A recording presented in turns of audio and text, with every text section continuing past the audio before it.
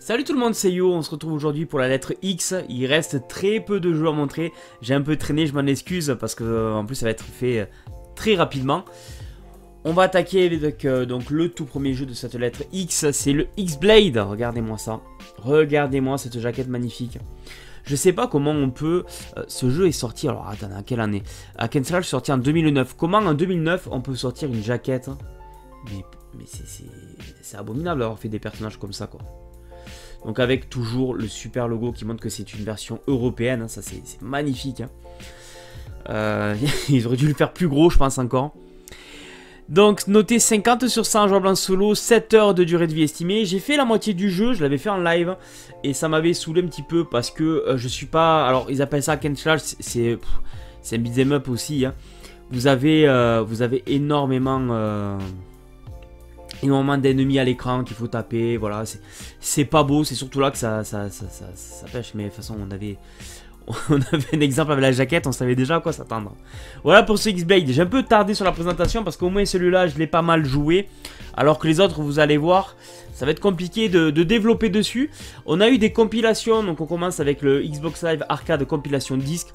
Donc vous le savez, Xbox Live Arcade, c'est là où on pouvait télécharger, il y avait beaucoup de petits jeux indés hein, à cette époque-là. Là on est avant le Game Pass et tout ça, on avait ces choses-là. Donc dans celui-là on retrouve Pac-Man Championship Edition, le Uno, Boom Boom Rocket, Feeding Frenzy et Luxor 2. Voilà, je m'excuse pour ma prononciation comme d'habitude. Donc pas énormément de jeux, vraiment je sais pas pourquoi ils sortaient de ce genre de compilation, vraiment. Sorti en 2007, jouable de 1 à 2, pas de durée de vie estimée, pas de métacritique, et voilà une version européenne, vous voyez, un petit peu avec tout, comme faisaient les Skylanders. Vous avez tout noté derrière. Voilà, on a eu aussi, on va toujours assez vite, hein, celui-là, ils ont fait encore moins de jeux dessus, avec Geometry Wars 2, Lumin Live premier, pour que j'allais dire 2, Bomberman Live, donc je vais sûrement illustrer avec du Bomberman en fond, hein. Même si tout le monde doit connaître Bomberman. Celui-là, donc sorti en 2009, jouable de 1 à 4, version FRNL. Voilà pour celui-là. Geometry Wars, c'est quand même sympa, je le précise. C'est pas forcément que des jeux nuls hein, quand même dessus. C'est juste que je sais pas à quel prix c'était vendu de base, mais et voilà. Puis il y a eu le Xbox Live Arcade Unplugged. Voilà. À tous les coups, ça se prononce pas comme ça. Dedans, on a Pop Cops, Geometry Wars, le premier. Week, Texas Hold'em Poker, Outpost et Hardwood. Voilà, c'est backgammon quoi. Vous avez compris, c'est vraiment des petits jeux dedans. Celui-là est sorti en 2006, compilation, jouable de 1 à 2, toujours pas de métacritique, toujours pas de durée de vie, et une version full FR. Voilà pour ces petites compilations. On va attaquer une licence.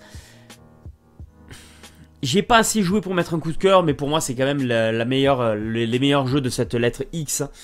Il s'agit de XCOM Enemy Unknown. C'est le jeu de stratégie sorti en 2012, noté 90 sur 100. Ouais, voilà, vous avez la métacritique qui va avec. Hein. Jouable en solo, 26 heures de durée de vie estimée. Je pense que l'extrait de gameplay va pas vous en dire beaucoup parce que j'ai surtout trouvé une cinématique.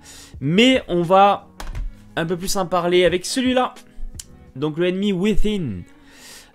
Sorti en 2013, c'est le deuxième. Là, je vais vous mettre vraiment un extrait de gameplay que vous voyez un petit peu le bordel. Ça a été un peu repris ce système de jeu.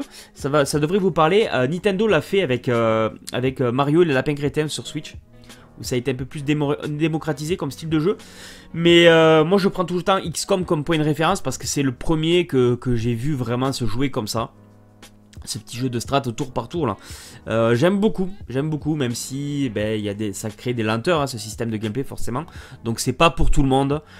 En tout cas celui-là est sorti en 2013, noté 88 sur 100, jouable en solo, 28 heures de durée de vie estimée. Voilà, pour moi ces deux-là sont les meilleurs de la lettre X. Et derrière, je vais faire attention à ce que je vous dis, il est sous blist encore. Vous savez que je ne suis pas un défenseur des jeux blistés, c'est quelque chose, j'en ai vraiment rien à faire. Quand les gens me disent, oui, mais quelle est la valeur de mon jeu parce qu'il est blisté. Pour moi, le jeu vidéo, c'est fait pour être joué. Alors, je ne veux pas faire la leçon, chacun collectionne comme il en a envie, c'est pas à moi de vous dire comment on fait ou pas. Là, pour le coup, vous l'avez vu, hein, j'ai très peu de jeux blistés dans mon truc. Celui-là va rester blisté parce que c'est un très mauvais jeu. J'ai vu un petit peu ce que c'était, ça me tente pas du tout. Alors, vous savez, en général, les mauvais jeux, je les fais quand même pour le délire. Mais là, de par sa rareté, alors... Il aurait une rareté, prenez au conditionnel ce que je vous dis, parce que c'est toujours compliqué, je fais mes recherches de mon côté, mais j'ai pas vraiment de sources sûres et de personnes bien informées pour me le dire, mais il me semble bien que ce jeu a été retiré des ventes assez rapidement en France. Alors pourquoi, je sais pas, mais ce qui expliquerait qu'il soit un petit peu pénible à avoir. Et comme le jeu est pas très bon, si vous n'êtes pas full setter, n'allez pas chercher ça quoi. Jeu d'action, sorti en 2011, noté 47 sur 100, jouable en solo, 5 heures de durée de vie estimée. Et on a une version full FR. Voilà, ça serait celle-là qui aurait été retirée, mais je n'en sais pas plus. Donc prenez vraiment en conditionnel ce que je vous dis. Quand je suis sûr d'un truc, je vous le dis, là c'est pas sûr. Mais c'est les infos que très rapidement, moi j'avais eu en tout cas. On reste, de toute façon les deux derniers jeux qui nous restent, on sera chez X-Men avec donc là le jeu officiel. Jeu d'action sorti en 2006, noté 52 sur 100, jouable en solo, 11 heures de durée de vie estimée. On est sur du jeu d'action moyen, ni bon ni mauvais. Il sort pas du lot et c'est pour ça que je n'y ai pas passé beaucoup de temps. Et pour terminer, on va être à... Ouais, on va faire une vidéo à 7 minutes ça, je suis désolé. Mais c'est vrai que là on n'est pas sur les...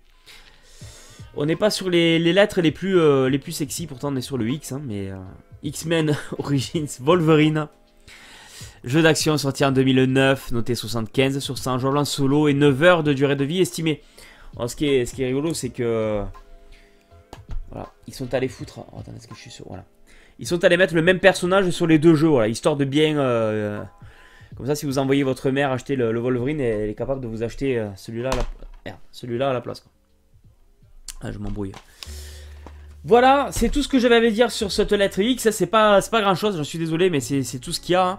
Hein. Il nous reste la lettre Y et Z qui seront pas non plus les plus remplis, puisqu'on aura 3 jeux dans la lettre Y et 2 jeux dans la lettre Z. Je les ferai quand même à part pour ceux qui ont besoin de référencement par lettre. Il nous restera une vidéo un peu plus longue à la fin, puisque je vous présenterai les jeux européens qui n'étaient pas dans ce full FR, mais qui sont dans le full set PAL Euro. Voilà, je vous dis à très vite, je vous promets que tout sera fini avant... Enfin, que la lettre Y et Z sera terminée avant la fin de l'année, donc ça sera fait en décembre. Et l'autre, on va se faire ça en janvier, je pense, tranquillement. A bientôt, et merci de votre soutien comme toujours.